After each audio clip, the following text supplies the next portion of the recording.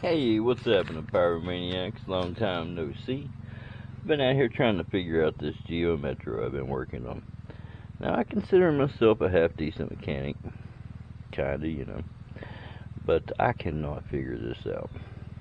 Let me go over what's been replaced. New fuel pump. New fuel injectors. New fuel rail. Let's see, all the electronics, map sensors, all that jazz, throttle position sensors, crankshaft position sensors, camshaft position sensors, new coils. I have checked the timing visually, top dead center, everything lines up on the nose, but it's hard to start. When you crank it, it sounds like it's out of time. It backfires through the intake, little fireball from time to time.